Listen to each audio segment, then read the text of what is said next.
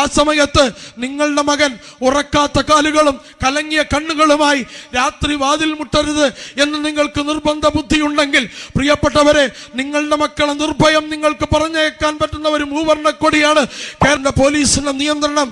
RSSനാണെന്ന് പറയുമ്പോൾ അവരെ മതരാഷ്ട്രവാദികളാക്കിയവർ, അവരെ വർഗീയവാദികളാക്കിയവർ, അവരെ ഭീകരവാദികളാക്കിയവർ ഇന്ന് ഭീകരവാദത്തിൻ്റെയും വർഗീയവാദത്തിൻ്റെയും മുദ്രാവാക്യങ്ങൾ പരസ്പരം ചാർത്തിക്കൊടുത്ത് മത്സരിക്കാൻ തുനിഞ്ഞിരിക്കുകയാണ്.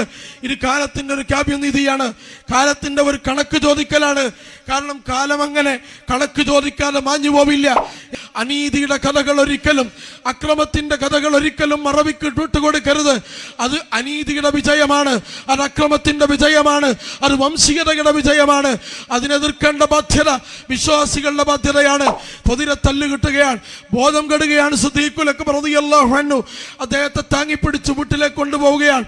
അല്പനേരം കഴിഞ്ഞ് ബോധം തെളിഞ്ഞു വന്നപ്പോൾ ഒരു ഗ്ലാസ് വെള്ളവുമായി തൻ്റെ സഹപ്രവർത്തകർ, കുടുംബങ്ങൾ അവിടെ നിൽക്കുകയാണ്. സിദ്ദീഖ് തങ്ങൾ വെള്ളം കുടിക്കൂ, എനിക്ക് വെള്ളം വേണ്ട. റസൂൽ എവിടെയാണ്? റസൂലിനെ കുറിച്ചറിയാതെ ഞാൻ വെള്ളമിറക്കുകയില്ല. സ്വന്തം ഭാര്യയുടെ ചുമലിൽ പിടിച്ച് റസൂലുള്ളാഹിന്റെ സന്നിധിയിലേക്ക് പോയി, നബിയെ നിങ്ങൾക്കൊന്നും പറ്റിയിട്ടില്ലല്ലോ എന്ന് ആവർത്തിച്ച് ചോദിച്ച് ആ വീട്ടിൽ നിന്നാണ് ഒരു ഗ്ലാസ് വെള്ളം സിദ്ദീഖുൽ അക്ബർ കുടിക്കുന്നത്. കൈയിന് വെട്ടേറ്റ് ആ കെട്ടേറ്റപ്പോൾ റസൂലിനെ ഏൽപ്പിച്ച കൊടി താഴെ വീഴരുതെന്ന് കരുതി മറ്റേ കൈ കൊണ്ട് താങ്ങി പിടിക്കുകയാണ്. ആ കൈയിനും വെട്ടേൽക്കുകയാണ്. കൈ ഇങ്ങനെ തൂങ്ങി നിൽക്കുകയാണ്.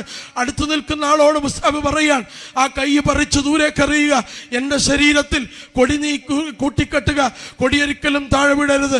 വമാ മുഹമ്മദുൻ ഇല്ലാ റസൂലുൻ ഖദ് ഖലത് മിൻ ഖബ്ലിഹി റുസുൽ എന്ന വിശുദ്ധ ഖുർആനിന്റെ വചനമോദിക്കൊണ്ട് മുഹമ്മദിനെ സംരക്ഷിക്കുവാൻ വേണ്ടി സ്വന്തം ശരീരം രണ്ട് കൈകളും നഷ്ടപ്പെട്ടത് പരിചയമായി സ്വീകരിച്ച മുസ്അബ് ബിൻ ഉമൈർ റളിയല്ലാഹു അൻഹു.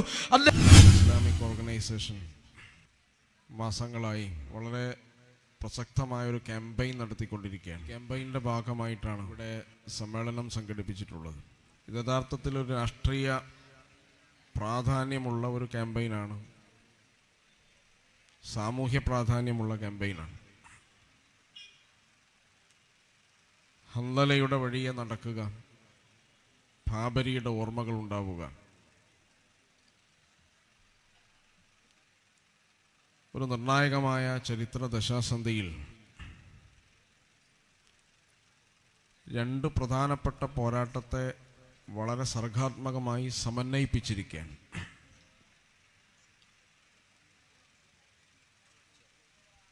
വിദ്യാർത്ഥി സമൂഹത്തോട് SIO ഈ പോരാട്ടത്തിൻ്റെ സമന്വയത്തെക്കുറിച്ചാണ് സംസാരിക്കുന്നത്.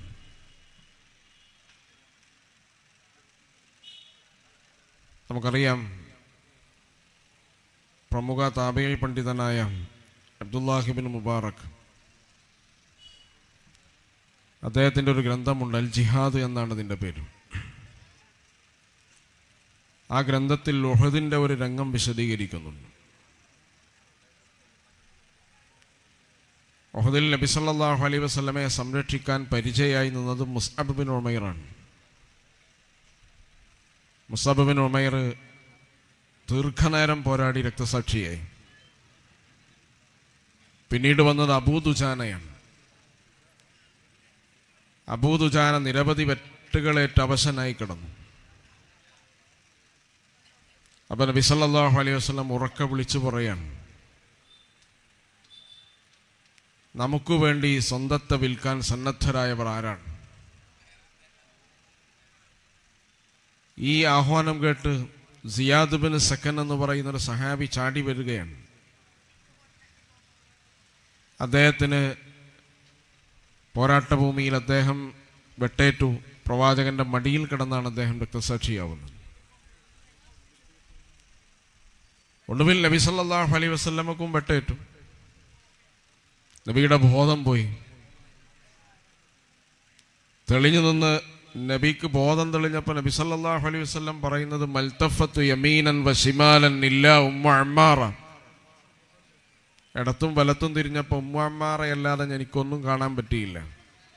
ഉമ്മ അമ്മാറ സംരക്ഷണം ഏറ്റെടുത്തിരിക്കുകയാണ്. അവർക്ക് 12 വെട്ടുകളേറ്റു. ആ 12 വെട്ടുകളേറ്റ് അവർ പിന്മാറിയപ്പോൾ നബിയെ അക്ഷരാർത്ഥത്തിൽ സംരക്ഷിച്ചു നിർത്താൻ തൽഹ റളിയല്ലാഹു അൻഹു ആണ്. തൽഹ റളിയല്ലാഹു അൻഹു പറയുന്നുണ്ട്, നഹരി ബിദൂനി നഹരിക്, എൻ്റെ നെഞ്ച് നിങ്ങളുടെ പരിചയമാണ്. ഞാൻ വീണിട്ടല്ലാതെ നിങ്ങളെ ഒരാൾക്കും ഒന്നും ചെയ്യാൻ കഴിയില്ല. അപ്പൊ യഹൂദിന്റെ രണാങ്കണത്തിൽ പ്രവാചകന്റെ ഒരു ആഹ്വാനമുണ്ട്, നമുക്ക് വേണ്ടി സ്വന്തത്തെ വിൽക്കാൻ സന്നദ്ധരായവരാരാണ്?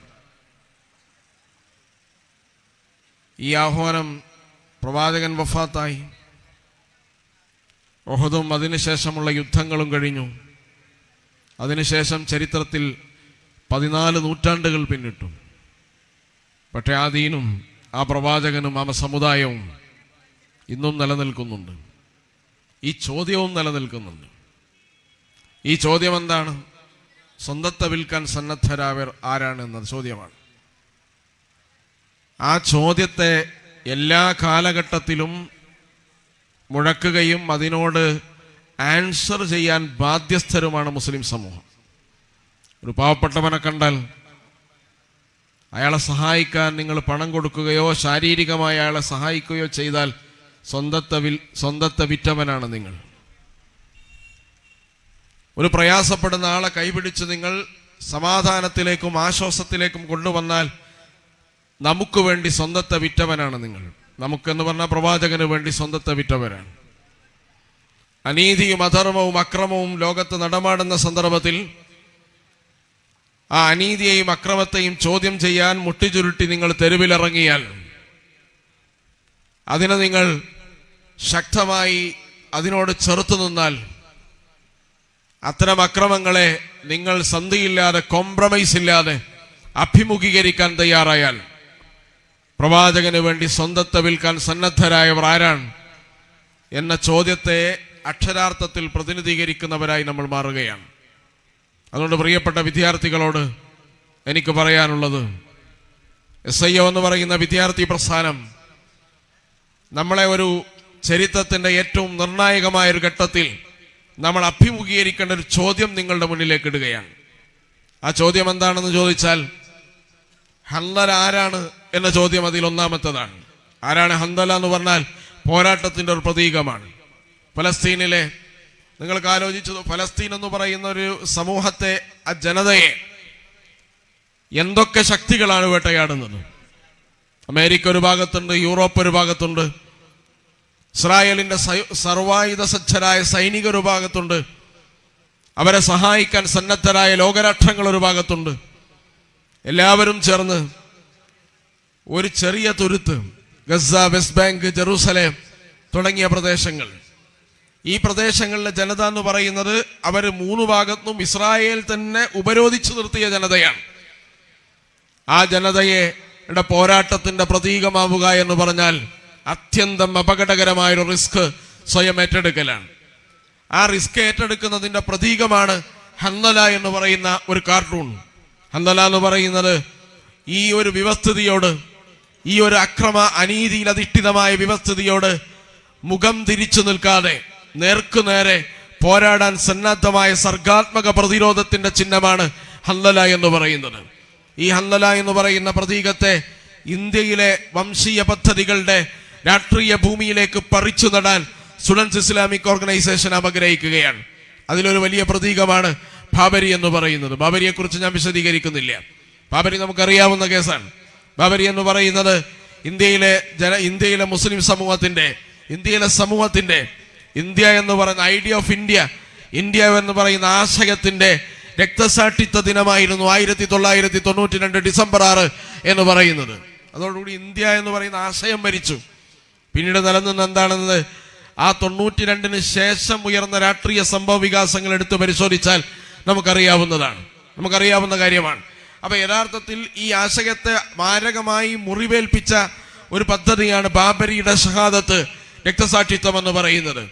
ആ ബാബരിയുടെ രക്തസാക്ഷിത്വം സംഭവിക്കുമ്പോൾ നമ്മൾ എന്ത് പൊസിഷനാണ് സ്വീകരിക്കുന്നത്, എന്ത് നിലപാടാണ് സ്വീകരിക്കുന്നത് എന്നത് വളരെ പ്രധാനമായിരുന്നു. ആ സ്റ്റുഡൻസ് ഇസ്ലാമിക് ഓർഗനൈസേഷൻ ചരിത്രത്തിൽ ആ സന്ദർഭത്തിൽ സ്വീകരിച്ച പൊസിഷൻ വളരെ അർത്ഥവത്തായിരുന്നു. ഇന്നും SIO അതിനോട് സ്വീകരിക്കുന്ന പൊസിഷൻ, സമീപനം, അപ്രോച്ച് എന്ന് പറയുന്നത് ഹന്തലയുടെ അപ്രോച്ചാണ്. ഒരു സർഗാത്മകമായ പ്രതിരോധത്തിന്റെ ചോദ്യചിഹ്നമായി കേരളത്തിന്റെയും ഇന്ത്യയുടെയും തെരുവുകളിൽ ഉയർന്നു നിൽക്കുന്ന വിദ്യാർത്ഥി പ്രസ്ഥാനമാണ് സ്റ്റുഡൻസ് ഇസ്ലാമിക് ഓർഗനൈസേഷൻ എന്ന് പറയുന്നത്. അപ്പൊ ഞാൻ പറഞ്ഞു വന്നത്, ഈ പോരാട്ടത്തെ സമന്വയിപ്പിക്കുവാൻ, ഈ പോരാട്ടത്തോടുള്ള പ്രതികരണത്തെയും സമന്വയിപ്പിക്കുവാൻ SIO ഉയർത്തിയിട്ടുള്ള മുദ്രാവാക്യങ്ങൾ, SIO ഈ സമൂഹത്തോട് സംവദിച്ചുകൊണ്ടിരിക്കുന്ന ഈ പ്രമേയം എന്ന് പറയുന്നത് വളരെ അർത്ഥവത്തായ പ്രമേയമാണ്. അതിലേറ്റവും പ്രധാനപ്പെട്ടത് ഫലസ്തീനിലെ ജനതയാണ്. അതുപോലെ തന്നെ ഇന്ത്യയിലെ നമ്മൾ നിരന്തരമായി ദിനേന അഭിമുഖീകരിച്ചു കൊണ്ടിരിക്കുന്ന വംശീയ പദ്ധതികളും വംശീയമായ ആക്രമണങ്ങളും ഇസ്ലാമോഫോബിക്കായ ആക്രമണങ്ങളുടെയും ഒരു ഭാഗം അതിനുണ്ട് എന്ന് പറഞ്ഞാൽ നമുക്കറിയാം. ഇവിടെ ഏറ്റവും ഒടുവിൽ വഖഫുമായി ബന്ധപ്പെട്ട ചർച്ചകൾ നടക്കുകയാണ്. വഖഫ് ഭേദഗതി നിയമം നമുക്കറിയാം. വഖഫ് എന്ന് പറയുന്നത് നമുക്ക് ലോകത്തെടുത്തു നോക്കിയാൽ ലോകത്തെ വലിയ മനുഷ്യക്ഷേമത്തിനു വേണ്ടി ഇസ്ലാമിക നാഗരികത ലോകത്തിന് സംഭാവന ചെയ്ത ഏറ്റവും പ്രധാനപ്പെട്ട ഒന്നാണ് വഖഫ് എന്ന് പറയുന്നത്. ദൈവപ്രീതി ഉദ്ദേശിച്ചുകൊണ്ട് മനുഷ്യക്ഷേമത്തിനു വേണ്ടി മനുഷ്യൻ തന്നെ വഖഫ് ചെയ്യുന്ന സ്ഥലമായാൽ സംവിധാനങ്ങളായി, സ്ഥാപനങ്ങളായി, അതുപോലെ തന്നെ പല കാര്യങ്ങൾ, തോട്ടങ്ങളായി, അതുപോലെ മൃഗങ്ങൾക്ക്, പക്ഷികൾക്കെല്ലാം ക്ഷേമം വരുവാൻ വേണ്ടി ഇസ്ലാമിക നാഗരികത സകാത്തിനും സദഖക്കും പുറമെ ഉണ്ടാക്കിയെടുത്ത ഏറ്റവും വലിയ ഒരു സംരംഭക സംവിധാനമാണ് ഒരു വഖഫ് എന്ന് പറയുന്നത്. ഇന്ത്യ രാജ്യത്ത് നമുക്ക് അതിന്റെ ഗുണങ്ങൾ അറിയാം. ജാമിയ മില്ലിയ മുസ്ലിങ്ങൾ മാത്രമല്ല പഠിച്ചത്, വഖഫിന്റെ പ്രോപ്പർട്ടിയാണ്. അലിഗഡ് മുസ്ലിം യൂണിവേഴ്സിറ്റി വഖഫിന്റെ പ്രോപ്പർട്ടിയാണ്. അതുപോലെ ഹംദർദ് വഖഫുമായി ബന്ധപ്പെട്ടതാണ്. അതുപോലെ നമ്മുടെ കേരളത്തിലെ ദക്ഷിണേന്ത്യയിൽ അലിഗഡ് എന്നറിയപ്പെടുന്ന ഫറൂഖ് കോളേജ് വഖഫാണ്. ആയിരക്കണക്കിന് ഏക്കറുകൾ വഖഫാണ്. അങ്ങനെ ജനങ്ങൾക്ക് അവരുടെ വിദ്യാഭ്യാസത്തിന്, അവരുടെ ക്ഷേമത്തിനു വേണ്ടി ദൈവപ്രീതി ഉദ്ദേശിച്ചുകൊണ്ട് മുസ്ലിം സമൂഹം ചെയ്ത ഈ എൻഡോമെന്റ് എന്ന് പറയുന്നത്, വഖഫ് എന്ന് പറയുന്ന സംരംഭം യഥാർത്ഥത്തിൽ മനുഷ്യക്ഷേമം ഉന്നയം വെച്ചതാണ്. പക്ഷേ ഇന്ന് അതിനെതിരെ വലിയ ക്യാമ്പയിൻ നടക്കുകയാണ്. യഥാർത്ഥ സംഘപരിവാർ മാത്രമല്ല, എന്നാൽ നിങ്ങൾ കേരളത്തിൽ ഈ സംഘപരിവാർ മാത്രമല്ല ഈ ക്യാമ്പയിൻ ഏറ്റെടുത്തിരിക്കുന്നത്. സംഘപരിവാർ കത്തിച്ചു വെച്ച അടുപ്പിൽ സ്വയം എരിഞ്ഞു തീരാൻ വിധിക്കപ്പെട്ട വിറകുകൾ ധാരാളമുണ്ട് കേരളത്തിൽ. ഖാസദിന്റെ ഒരു സംവിധാനമാണ്. അതുപോലെയുള്ള മറ്റു സംവിധാനങ്ങൾ, ഈ സംവിധാനങ്ങൾ സംഘപരിവാർ വളരെ സമർത്ഥമായി കത്തിച്ചു വെച്ച അടുപ്പിൽ സ്വയം എരിഞ്ഞു തീരുന്ന വിറകുകളാണ്. തങ്ങൾ തന്നെയാണ് നശിക്കുക എന്നവർക്ക് ബോധ്യമില്ല. യഥാർത്ഥത്തിൽ സംഘപരിവാറിന്റെ ഈ വംശീയ പദ്ധതിക്ക് ഇന്ധനമേകുന്ന എല്ലാവരും വഖഫിനെതിരെ ശബ്ദിച്ചുകൊണ്ടിരിക്കുകയാണ്. വഖഫ് ബോർഡ് ഇല്ലാതാക്കുവാൻ, വഖഫ് സംരംഭങ്ങളെ ഇല്ലാതാക്കുവാൻ, ഈ രാജ്യത്തെ ജനക്ഷേമ താല്പര്യത്തെ മുൻനിർത്തിക്കൊണ്ട് ഈ രാജ്യം നൂറ്റാണ്ടുകളായി സ്വീകരിച്ച അനേകം ക്ഷേമ പദ്ധതികൾ വഖഫുമായി ബന്ധപ്പെട്ടിട്ടുണ്ട്. പക്ഷതിനെതിരെ വർഗീയ വിദ്വേഷം, വംശീയ വിദ്വേഷം പ്രചരിപ്പിച്ചുകൊണ്ട് ഒരു ഹേറ്റ് ക്യാമ്പയിൻ ഇന്ത്യയിൽ നടന്നുകൊണ്ടിരിക്കുകയാണ്. ഈ ഹേറ്റ് ക്യാമ്പയിൻ നടന്നുകൊണ്ടിരിക്കുമ്പോൾ നമ്മുടെ ഹേറ്റ് ക്യാമ്പയിനിൽ യഥാർത്ഥത്തിൽ അവിടെ ഒതുങ്ങുകയോ അതിനെ തിരിഞ്ഞു നിൽക്കുകയോ അതിനോട് കീഴടങ്ങുകയോ ചെയ്യുന്ന സമീപനമല്ല നമ്മൾ സ്വീകരിക്കേണ്ടത്. ഹന്നലയുടെ സമീപനം വളരെ പ്രധാനപ്പെട്ടതാണ്. കാരണം ഈ പ്രതിസന്ധിയെ അഭിമുഖീകരിക്കാൻ നിങ്ങൾ തയ്യാറാവുക. വിശുദ്ധ ഖുർആൻ സൂറത്തുൽ കഹ്ഫിൽ അസ്ഹാബുൽ കഹ്ഫിനെ പരിചയപ്പെടുത്തുന്നുണ്ട്. എല്ലാ വെള്ളിയാഴ്ചയും നിങ്ങളത് പാരായണം ചെയ്യൽ സുന്നത്താണെന്ന് റസൂലുള്ളാഹി സ്വല്ലല്ലാഹു അലൈഹി വസല്ലം പഠിപ്പിച്ചിട്ടുണ്ട്. എന്തിനാ എല്ലാ വെള്ളിയാഴ്ചയും പാരായണം ചെയ്യുന്നത്? അതിജീവനത്തിന്റെ കഥകളാണ് സൂറത്തുൽ കഹ്ഫ് എന്ന് പറയുന്നത്. പ്രതിസന്ധിയും പ്രയാസങ്ങളുടെയും നടുത്തരത്തിൽ ഉഴഞ്ഞു നടക്കുന്ന ഒരു ജനതക്ക് വളരെ സർഗാത്മകമായി അതിജീവിക്കാനുള്ള കഥകൾ വിശുദ്ധ ഖുർആൻ പറഞ്ഞു തരികയാണ്. അസ്ഹാബുൽ കഹ്ഫ്, അത് മൂസാ ഖദിർ സംഭവം, ദുൽഖർനൈൻ സംഭവം, ഈ സംഭവങ്ങളെല്ലാം അതിജീവനത്തിന്റെ പാഠങ്ങളാണ്. അതിജീവനത്തിന്റെ ഒന്നാമത്തെ പാഠം എന്താണ്? അസ്ഹാബുൽ കഹ്ഫിന്റെ പാഠമാണ്. ആ അസ്ഹാബുൽ കഹ്ഫിന്റെ പാഠം എന്ന് പറയുന്നത് അവർ യഥാർത്ഥത്തിൽ എന്താണ് ഒരു പ്രതിസന്ധിയിൽ അവർ സ്വീകരിച്ച നിലപാടെന്താണ്? ഒന്ന്, അവർ എഴുന്നേറ്റ് നിന്നു. ഈ പ്രശ്നത്തെ അഭിമുഖീകരിക്കാൻ അവർ തയ്യാറായി. അതാണ് വിശുദ്ധ ഖുർആൻ പറയുന്നത്. അവരുടെ ഹൃദയം ഉറപ്പിച്ചു നിർത്തി. അങ്ങനെ അവർ എന്തിന്റെ പേരിലാണ് ഗുഹയിൽ അഭയം തേടേണ്ടി വന്നത്? ആ പ്രശ്നത്തെ വീണ്ടും അവർ ഉയർത്തി. ആ പ്രശ്നത്തെ ഉയർത്തി എന്ന് മാത്രമല്ല, അതിനുവേണ്ടി ധൈര്യപൂർവ്വം എഴുന്നേറ്റ് നിൽക്കാൻ അസ്ഹാബുൽ കഹ്ഫ് തയ്യാറായത് വിശുദ്ധ ഖുർആൻ പറയുകയാണ്. അതിജീവിക്കാൻ നിങ്ങൾ തയ്യാറാണോ? അതിജീവിക്കാൻ ഒരു സമൂഹം എന്ന നിലയിൽ സന്നദ്ധരാണെങ്കിൽ നിങ്ങളൊരു പ്രശ്നത്തെ അഭിമുഖീകരിക്കാതെ തരമില്ല, അഡ്രസ് ചെയ്യാതെ തരമില്ല. ഇവിടെ നേരത്തെ സൂചിപ്പിച്ചല്ലോ, നിങ്ങൾ ആലോചിച്ചു നോക്കുക, SIOന്റെ പ്രവർത്തകരെ കുറിച്ച് നിങ്ങൾ ചിന്തിച്ചു നോക്കുക. കേരളത്തിന്റെ ക്യാമ്പസുകളിൽ വർഗീയവാദി, തീവ്രവാദി, ഭീകരവാദി, അതുപോലെ മതരാഷ്ട്രവാദി, എത്രയെത്ര അപരനാമങ്ങളാണ് SIOന്റെ പ്രവർത്തകർ കാലങ്ങളായി, പതിറ്റാണ്ടുകളായി കേരളത്തിന്റെയും ഇന്ത്യയിലെയും ക്യാമ്പസുകൾ കേട്ടുകൊണ്ടിരിക്കുന്നത്, അവർ അഭിമുഖീകരിച്ചു കൊണ്ടിരിക്കുന്നത്. കേരളം ഈ രാജ്യത്തെ ഒരു പോലീസ് സംവിധാനത്തിൽ പുഴുക്കുത്തുകളുള്ള ഒരു സംവിധാനത്തോട് മുഖം നോക്കാതെ നെഞ്ചുപിരിച്ച് ഒരു MLA എഴുന്നേറ്റ് നിന്ന് പോരാടുകയാണ്. പക്ഷേ അദ്ദേഹത്തിന് ഉറക്കം നഷ്ടപ്പെട്ടു. ഈ പോരാട്ടത്തിൽ ഒന്നുമില്ലാത്ത ഉറക്കം അദ്ദേഹത്തിന് എപ്പോഴാണ് നഷ്ടപ്പെട്ടത്? വർഗീയവാദി എന്ന് അദ്ദേഹത്തെ വിളിച്ചു, മതരാഷ്ട്രവാദി എന്ന് അദ്ദേഹത്തെ വിളിച്ചു. കേരളത്തിൽ പതിറ്റാണ്ടുകളായി ഉറക്കം നഷ്ടപ്പെടുന്ന ഈ ആരോപണത്തെ നെഞ്ചുപിരിച്ചേറ്റുവാങ്ങിയ ഒരു പ്രസ്ഥാനമുണ്ട്, സ്റ്റുഡൻസ് ഇസ്ലാമിക് ഓർഗനൈസേഷൻ എന്ന് പറയുന്നത്. ഈ പ്രസ്ഥാനം നിങ്ങൾ ആലോചിച്ചു നോക്കുക. കേരളത്തിന്റെ ക്യാമ്പസുകളിൽ ഒരു ഇലക്ഷൻ പോസ്റ്റർ ഒട്ടിച്ചാൽ വർഗീയവാദിയും തീവ്രവാദിയുമായ വിളികൾ എത്ര അഭിമുഖീകരിച്ചിട്ടുണ്ട് ഈ ചെറുപ്പം എന്ന് പറയുന്നത്. പക്ഷേ ചെറുപ്പം കീഴടങ്ങിയിട്ടില്ല. 3 പതിറ്റാണ്ട് 4 പതിറ്റാണ്ടതിന്റെ ചരിത്രം നിങ്ങൾ എടുത്തു പരിശോധിച്ചാൽ കേരളത്തിലെയും അതുപോലെ തന്നെ കേരളത്തിന് പുറത്തുള്ളയും ക്യാമ്പസുകളിൽ അത് ധൈര്യപൂർവ്വം അതിന്റെ പ്രതിനിധാനം നിർവഹിച്ച് എഴുന്നേറ്റ് നിൽക്കുന്നുണ്ട്. അവിടെയാണ് ഹംദലയുടെ വഴിയെ നിങ്ങൾ നടക്കുക എന്ന് പറയുന്നത്. ഹംദലയുടെ വഴി നടക്കുക എന്ന് പറഞ്ഞാൽ വലിയ വലിയ സംവിധാനങ്ങൾ നിങ്ങൾക്ക് മുന്നിൽ തടസ്സങ്ങൾ ഉണ്ടാക്കുമ്പോൾ, വലിയ വലിയ സംവിധാനവും വിപത്തയും നിങ്ങളുടെ മുന്നോട്ട് പോക്കിന് തടസ്സവും വിഘാതമായി നിൽക്കുമ്പോൾ അഭിമുഖീകരിക്കാൻ തയ്യാറാവുക. ഇത് കാമു എന്ന് വിശുദ്ധ ഖുർആൻ പറഞ്ഞു. നിങ്ങൾ എഴുന്നേറ്റ് നിൽക്കൂ. അസ്ഹാബുൽ കഹ്ഫ് അതാണ് പറഞ്ഞത്. അസ്ഹാബുൽ കഹ്ഫ് അതാണ് പറഞ്ഞത്.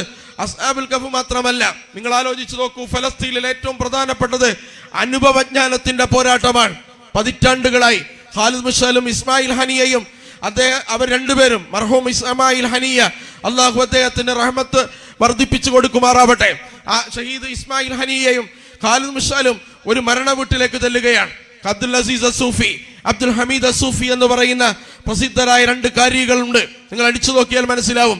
അബ്ദുൽ ഹമീദ് സൂഫി വിട പറഞ്ഞിരിക്കുകയാണ്, മരണപ്പെട്ടിരിക്കുകയാണ്. അത് അദ്ദേഹത്തിന്റെ പിതാവ് അബ്ദുൽ അസീസ് അസൂഫി അദ്ദേഹത്തെ ആശ്വസിപ്പിക്കാൻ വേണ്ടി ഖത്തറിൽ അദ്ദേഹത്തിന്റെ വസതിയിലേക്ക് 2 പ്രഗത്ഭരായ വ്യക്തിത്വങ്ങൾ എത്തുകയാണ്. ഒന്ന് ഖാലിദ് മുഷാലാണ്, മറ്റൊന്ന് ഇസ്മായിൽ ഹനിയയാണ്. ഇവർ രണ്ടുപേരും അവിടെ എത്തിയിട്ട് ആ പിതാവിനെ ആലിംഗനം ചെയ്യുകയാണ്. പിതാവ് അവരെ തിരിച്ച് ആലിംഗനം ചെയ്ത് അവരെ നിർത്താതെ ചുംബിക്കുകയാണ്, അവരാശ്ലേഷിക്കുകയാണ്.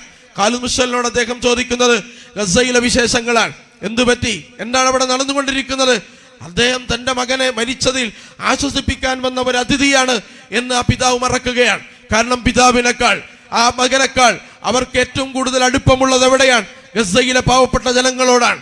തന്റെ വീട്ടിലേക്ക് തന്റെ മകൻ മരിച്ച് ആശ്വസിപ്പിക്കാൻ വന്ന അതിഥികളാണ് ഇവരെന്ന് മറന്ന് അവർക്ക് വേണ്ടി ആശ്വാസത്തിന്റെ വചനങ്ങൾ ചൊല്ലുകയാണ്. അപ്പൊ ഖാലിദ് മുഷാൽ ചോദിക്കുകയാണ്,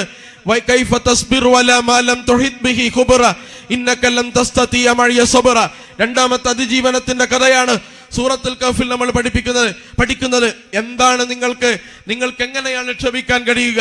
കാരണം മാലം തൊഹിത് ബിഹി ഖുബറ, നിങ്ങൾക്കിത് അനുഭവജ്ഞാനമില്ല, കേട്ട് പരിചയമുള്ളൂ. നിങ്ങൾക്കിത് കേട്ടും വായിച്ചും പഠിച്ചും മനസ്സിലാക്കിയ അനുഭവങ്ങളേ ഉള്ളൂ. ഞങ്ങളത് അനുഭവിച്ചവരാണ്. എന്റെ കൂടെ നിൽക്കുന്നത് ഗസയിലെ മുൻ പ്രധാനമന്ത്രി ഇസ്മായിൽ ഹനിയയാണ്. ഇദ്ദേഹത്തിനും ഗസയിൽ 6 വയസ്സായ കുട്ടിക്കും ഒരേ ഔന്നിത്യമുള്ള ജനതയാണ് ഗസ എന്ന് പറയുന്നത്. 100-200 ആളുകൾക്ക് ഭക്ഷണം എത്തിച്ചു കൊടുക്കുമ്പോൾ 201ാമത്തെ ആൾക്ക് ഭക്ഷണമില്ല, തീരുകയാണ്, റേഷൻ കഴിയുകയാണ്. അപ്പൊ പാത്രം പിടിച്ചു നിൽക്കുന്നവൻ 7 വയസ്സായ കുട്ടിയാണെങ്കിൽ ആ കുട്ടി അപ്പുറത്തുള്ള കുട്ടിയുടെ പാത്രത്തിൽ കൈയിട്ട് വാരില്ല, ചോദിക്കുകയില്ല, യാചിക്കുകയില്ല. കാരണം 7 വയസ്സായ കുട്ടിക്കും ഈ പ്രധാനമന്ത്രിക്കും ഒരേപോലെ ഔന്നിത്യമുള്ള ജനതയാണ്. 7.5 പതിറ്റാണ്ട് കാലമായി മഹാപർവത്തോട് നെഞ്ചുപിരിച്ചെതിരെടുക്കുന്ന ഞങ്ങൾ പഠിച്ചത് പോരാട്ടത്തിന്റെ പാഠങ്ങൾ മാത്രമല്ല, പോരാളികൾക്കുള്ള പാഠങ്ങൾ പകർന്നു നൽകുന്നതും ഞങ്ങളുടെ സർവകലാശാലയാണ്. ഗസ എന്ന് പറയുന്ന സർവകലാശാല ലോകത്തിന് പഠിപ്പിച്ചു കൊടുക്കുന്നത് ലോകത്തെ ഏത് അധിനിവേശ വിരുദ്ധ പോരാട്ടത്തെയും, നീതിക്ക് വേണ്ടിയുള്ള ഏത് പോരാട്ടത്തെയും, അക്രമത്തിനെതിരെയുള്ള ഏത് പ്രഖ്യാപനങ്ങളോടും അവർക്ക് ധാരാളം സ്റ്റഡികൾ, ധാരാളം കോഴ്സുകൾ, ധാരാളം മെറ്റീരിയലുകൾ, ധാരാളം പ്രോസ്പെക്റ്റുകൾ നിങ്ങൾക്ക് വായിക്കാൻ പറ്റുന്ന ഒരൊറ്റ യൂണിവേഴ്സിറ്റിയെ ഈ ലോകത്തുള്ളൂ. അതാണ് ഗസ എന്ന് പറയുന്നത്.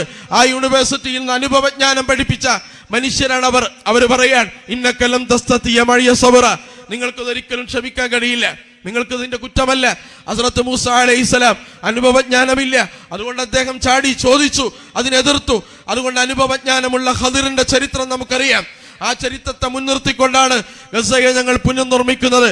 അതുകൊണ്ട് നിങ്ങൾ ഞങ്ങൾക്ക് വേണ്ടി പ്രാർത്ഥിക്കുക. അലാ ഇന്ന സിൽഅത്തല്ലാഹി ഹിയൽ ഗാലിയ അലാ ഇന്ന സിൽഅത്തല്ലാഹി ഹിയൽ ജന്ന. നിങ്ങളൊരു കാര്യം മനസ്സിലാക്കുക, ഇന്ന് 1 ലക്ഷത്തിലധികം മനുഷ്യ രക്തസാക്ഷികളാണ്. ഏകദേശം 1 കൊല്ലം പൂർത്തിയാവാൻ പോവുകയാണ്. അടുത്ത മാസം 7 ഈ പോരാട്ട പദ്ധതിക്ക് 1 വർഷം പൂർത്തിയാവുകയാണ്. 1,00,000 രക്തസാക്ഷികളിൽ 35,000-ഓളം 7 വയസ്സിന് താഴെയുള്ള കുട്ടികളാണ്. 7 വയസ്സിന് താഴെയുള്ള കുട്ടികളാണ്. ആ ജനത എന്തിനാണ് ഇങ്ങനെ പോരാടുന്നത് ചോദിച്ചാൽ, അലാ ഇന്ന സിൽഅത്തല്ലാഹി ഹിയൽ ഗാലിയ അലാ ഇന്ന സിൽഅത്തല്ലാഹി ഹിയൽ ജന്ന. ഖാലിദ് മുസല്ലി പറയാൻ, ഒരു ബേജാറും നിങ്ങളാവേണ്ടതില്ല. അള്ളാഹുവിന്റെ വിഭവങ്ങൾക്ക് ഗിഫ്റ്റിന് വില കൊടുക്കണം. അള്ളാഹു ഒരു സമ്മാനം ഇങ്ങോട്ട് തരണമെങ്കിൽ അങ്ങോട്ട് സമ്മാനം കൊടുക്കണം, അപ്പോഴേ പകരം സമ്മാനം തരൂ. ഇത് അള്ളാഹുവിന്റെ അഗ്രിമെന്റ് ആണ്. അള്ളാഹ് നൽകുന്ന സമ്മാനങ്ങളിൽ ഏറ്റവും വിലപിടിപ്പുള്ള സമ്മാനം അലാഹിയൽ ജന്ന, സ്വർഗമാണ്. അതുകൊണ്ട് ഞങ്ങൾ ഏറ്റവും പ്രിയപ്പെട്ട വിലപിടിപ്പുള്ള സമ്മാനങ്ങളാണ് 10-35,000 കുട്ടികൾ എന്ന് പറയുന്നത്. 6-7 വയസ്സായ കുട്ടികൾ. പ്രിയപ്പെട്ടവരെ, അവർ നിരത്തി രക്തസാക്ഷികളായി കിടക്കുമ്പോൾ അവിടുത്തെ പിതാക്കന്മാരുടെ മാതാക്കളുടെ ഹൃദയം പൊട്ടിമരിക്കേണ്ടതാണ് അവർ. പക്ഷെ അത്രയും നിശ്ചയദാർഢ്യമുള്ള ഒരു ജനതയെ ലോകത്ത് കാണാൻ കഴിയില്ല. അതുകൊണ്ട് അനുഭവജ്ഞാനങ്ങളുടെയും അതിജീവനത്തിന്റെയും പാഠങ്ങൾ നമുക്ക് വിശുദ്ധ ഖുർആൻ പഠിപ്പിച്ചു തരുന്നുണ്ട്. ആ വിശുദ്ധ ഖുർആനിന്റെ അധ്യാപനങ്ങളാണ് യഥാർത്ഥത്തിൽ അതിജീവനത്തിന്റെ ഏറ്റവും പ്രധാനപ്പെട്ട വഴി എന്ന് നമ്മൾ മനസ്സിലാക്കേണ്ടതാണ്. ഞാൻ അതിനെ വിശദീകരിക്കുന്നില്ല. നിങ്ങൾ ആലോചിച്ചു നോക്കുക, കേരളത്തിലെയും ഇന്ത്യയിലെയും അതുപോലെ തന്നെ ലോകത്തെയും വ്യത്യസ്തമായ സംഭവ വികാസങ്ങളെ എങ്ങനെയാണ് ഒരു മുസ്ലിം അഭിമുഖീകരിക്കേണ്ടത്. അത് വളരെ പ്രധാനപ്പെട്ട ഘടകമാണ്. ആ ഒരു ആദർശ തലത്തിൽ നിന്ന് അതിനെ അഭിമുഖീകരിക്കുക എന്നത് വളരെ പ്രധാനമാണ്. ലാ ഇലാഹ ഇല്ലല്ലാഹ് മുഹമ്മദ് റസൂലുള്ളാഹ് എന്നതാണ് നമ്മുടെ ആദർശം എന്ന് പറയുന്നത്. ഈ ആദർശം യഥാർത്ഥത്തിൽ പ്രപഞ്ചത്തിന്റെ ആദർശമാണ്. വിശുദ്ധ ഖുർആൻ അങ്ങനെയാണല്ലോ പഠിപ്പിച്ചത്.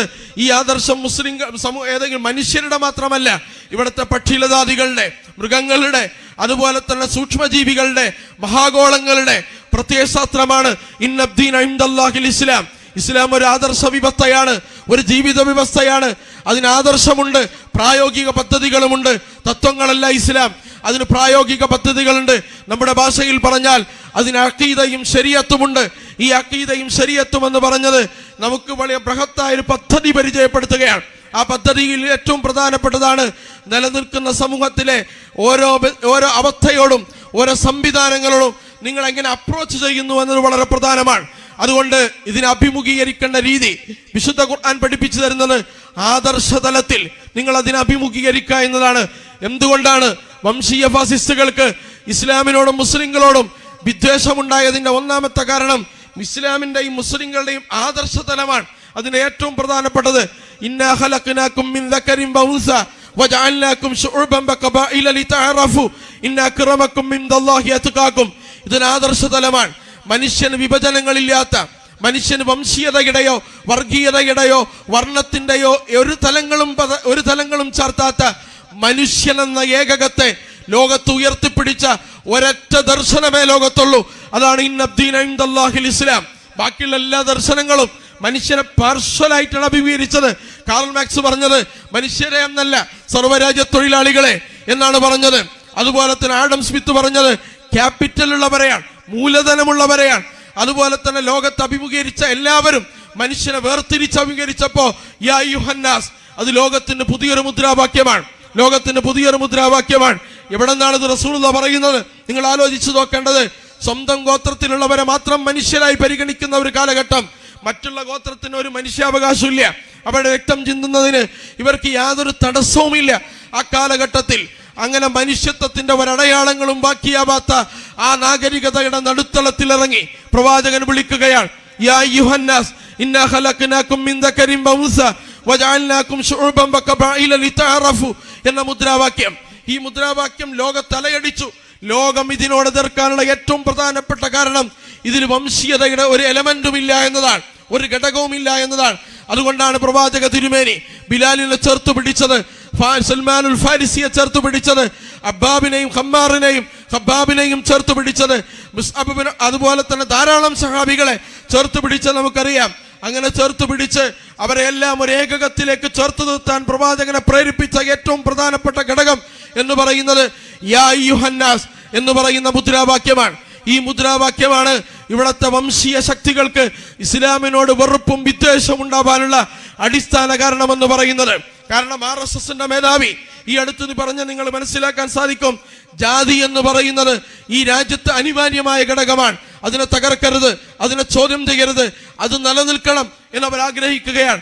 നമ്മൾ എങ്ങനെയാണ് നിലനിർത്താൻ പരിശ്രമിക്കുക? കാരണം മനുഷ്യനെ തൊഴിലുകളുടെയോ മറ്റ് ജന്മത്തിന്റെയോ അടിസ്ഥാനത്തിൽ വേർതിരിക്കുന്ന ഒരു ഘടകവും ദൈവിക വ്യവസ്ഥക്ക് പരിചയമില്ല. അതുകൊണ്ടാണ് കാലിത്തൊഴുത്തിൽ ചാണകത്തിന്റെ ഗന്ധം വേറി കിടന്നിരുന്ന ഒരു മനുഷ്യനെ കഅബയുടെ മുകളിലേക്ക് കയറ്റാൻ പ്രവാചകൻ സന്നദ്ധരായത്. യാ അയ്യുഹന്നാസ് ഇന്നാ ഖലഖനാകും മിൻ ദക്കറിൻ വഉൻസ വജഅൽനാകും ശുഉബൻ വഖബായില ലിതഅറഫു ഇന്ന അക്രമകും ഇൻദല്ലാഹി അത്ഖാകും. അപ്പോൾ മനുഷ്യനെ വേർതിരിക്കുന്ന, വിദ്വേഷം നടത്തുന്ന, വംശീയത പ്രചരിപ്പിക്കുന്ന ഒരാശയത്തോട് അടിസ്ഥാനപരമായി ഇസ്ലാമിനോട് യോജിക്കാൻ കഴിയില്ല. അതുകൊണ്ട് ഇസ്ലാമിന്റെ ഈ മേന്മ, ഈ ഗുണം, ഈ സവിശേഷത മറ്റാരെക്കാളും കൂടുതൽ മനസ്സിലാക്കിയത് അതിന്റെ ശത്രുക്കളാണ്. അതുകൊണ്ട് ഇസ്ലാമിനെ എങ്ങനെങ്കിലും തകർക്കണം, ഇല്ലാതെയാക്കണം, അതിനെ കുഴിച്ചു മൂടണം എന്ന പദ്ധതിയുമായി ലോകാടിസ്ഥാനത്തിൽ നടത്തിയ വലിയ പരിശ്രമങ്ങളുണ്ട്. ആ പരിശ്രമങ്ങളുടെ തുടർച്ചയാണ്, അതിന്റെ ഒരു കൊട്ടേഷൻ വർക്ക് മാത്രമാണ് സംഘപരിവാർ ഈ രാജ്യത്ത് ഏറ്റെടുത്തിരിക്കുന്നത്. രാജ്യത്ത് ഇസ്ലാമോഫോബിയ അവർ പരത്തുന്നത് ഇസ്ലാമിനെ തകർക്കാൻ വേണ്ടിയാണ്. മുസ്ലിങ്ങൾക്കെതിരെയുള്ള വിദ്വേഷം അവർ പ്രചരിപ്പിക്കുന്നത് ഇസ്ലാമിനെ കുഴിച്ചുമൂടാനാണ്. കാരണം ഇസ്ലാം എന്ന് പറയുന്നത് ചാതുർവർണ്ണ്യ വിഭക്തയോട് ആദർശപരമായി അഭിമുഖീകരിക്കുന്ന പ്രസ്ഥാനമാണ്, ആശയമാണ്, വിഭക്തതയാണ്. അതിനൊരിക്കലും അവർ അംഗീകരിക്കില്ല. അതുകൊണ്ട് പ്രിയപ്പെട്ടവരെ, നമുക്കറിയാം, നിങ്ങൾ ആലോചിച്ചു നോക്കേണ്ടത് ഹിന്ദു സമൂഹത്തിലെ, അതുപോലെ ഹൈന്ദവ മതത്തിൽ, അതുപോലെ തന്നെ സഹോദരങ്ങളെല്ലാം തെറ്റിദ്ധരിപ്പിച്ചുകൊണ്ട് യഥാർത്ഥത്തിൽ മുസ്ലിം വിരുദ്ധവും അപരവിദ്വേഷവും പ്രചരിപ്പിച്ചുകൊണ്ട് ഈ രാജ്യത്ത് വിദ്വേഷത്തിന്റെ മൂലധനം ലാഭമാക്കി അതിൽ സിംഹാസനം പടുത്തുയർത്താനുള്ള പരിശ്രമങ്ങൾ സംഘപരിവാർ തുടങ്ങിയിട്ട് പതിറ്റാണ്ടുകളായി. ഏകദേശം ഒരു നൂറ്റാണ്ട് പൂർത്തിയാവാൻ പോവുകയാണ്. അവരുടെ സ്വപ്ന പദ്ധതി അത് കുറച്ച് നീളുമെന്നാണ് നമുക്ക് മനസ്സിലാവുന്നത്. പക്ഷേ ആ സ്വപ്ന പദ്ധതിയിലേക്ക് കൊണ്ടുപോകുന്നത് എന്താണ്? ആ സ്വപ്ന പദ്ധതി മനുഷ്യനെ വർഗീകരിക്കുന്ന സ്വപ്ന പദ്ധതിയാണ്, മനുഷ്യനെ വേർതിരിക്കുന്ന സ്വപ്ന പദ്ധതിയാണ്. ഈ സ്വപ്ന പദ്ധതിയോട് സന്ധിയില്ലാതെ കലഹിക്കുന്ന ഒരു ആദർശം മാത്രമാണ് ലോകത്ത് ജീവിച്ചിരിക്കുന്നുള്ളൂ. അതാണ് ഇസ്ലാം എന്ന് പറയുന്നത്. അതുകൊണ്ട് ഇസ്ലാമിന്റെ അസ്തിത്വത്തെ, ഇസ്ലാമിന്റെ നിലനിൽപ്പിനെ, ഇസ്ലാമിന്റെ ഉയർച്ചയെ, ഇസ്ലാമിന്റെ വളർച്ചയെ എന്നും അവർ ഭീഷണിയായി കാണുകയാണ്. അതുകൊണ്ട് ഭീഷണിയായി കാണുമ്പോൾ ഈ ആദർശത്തോട് മുഖാമുഖം നിന്ന് അഭിമുഖീകരിക്കാനുള്ള കഴിവും യോഗ്യതയും നഷ്ടപ്പെടുമ്പോൾ പിന്നെ അതിനെ വിദ്വേഷത്തിൽ, വംശീയതയിൽ, അതുപോലെ തന്നെ നിയമത്തിന്റെയും ഭരണകൂടത്തിന്റെയും ഹിംസാത്മകമായ സമീപനത്തിലൂടെ അതിനെ അപരവൽക്കരിക്കാനുള്ള ബോധപൂർവമായ ശ്രമം നടന്നുകൊണ്ടിരിക്കുകയാണ്. ആ ശ്രമത്തെ ചെറുത്തു തോൽപ്പിക്കേണ്ട ബാധ്യത മുസ്ലിം സമൂഹത്തിനുണ്ട്. കാരണം അത് മുസ്ലിങ്ങൾക്ക് വേണ്ടി മാത്രമല്ല, ഈ രാജ്യത്തിന്റെ നിലനിൽപ്പിന് വേണ്ടി വളരെ അനിവാര്യമായ ഒരു പ്രവൃത്തിയാണ് എന്ന് നമ്മൾ മനസ്സിലാക്കേണ്ടതാണ്. നിങ്ങൾ ആലോചിച്ചു നോക്കുക, NRC ഇംപ്ലിമെന്റ് ചെയ്ത് 10-29 മനുഷ്യരെ തടങ്കൽ പാളയത്തിലേക്ക് സർക്കാർ കടത്തിവിട്ടിരിക്കുകയാണ്. ആസാമിൽ നമുക്കറിയാവുന്നതാണ്.